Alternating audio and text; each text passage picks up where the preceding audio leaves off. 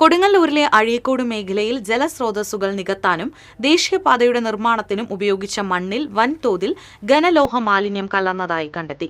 മലിനീകരണ നിയന്ത്രണ ബോർഡിന്റെ പരിശോധനയിലാണ് കണ്ടെത്തൽ.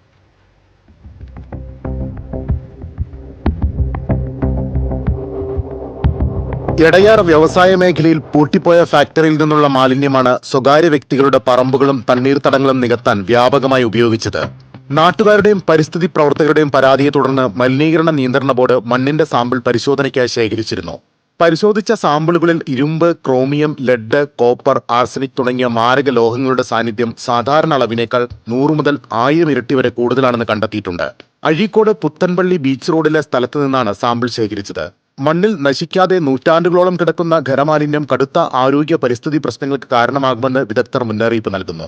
മഴവെള്ളത്തിൽ ഒലിച്ചിറങ്ങി കിണറുകളിലും പുഴയിലും കലരുന്നതോടെ പ്രദേശത്തെ ഭൂഗർഭജലം 30 വർഷത്തോളം ഉപയോഗശൂന്യമാകും. കൃഷിയെയും മത്സ്യസമ്പത്തിനെയും പൂർണ്ണമായി നശിപ്പിക്കാൻ ലോഹമാലിന്യം വഴിവെക്കുമെന്നാണ് ആശങ്ക. കൂടാതെ ഗുരുതരമായ ആരോഗ്യ പ്രശ്നങ്ങളിലേക്കും വിദഗ്ധർ വിരൽ ചൂണ്ടുന്നു. പരിശോധനാ ഫലം പുറത്തുവന്നതോടെ വലിയ ആശങ്കകളാണ് പ്രദേശത്ത് ഉയർന്നിരിക്കുന്നത്.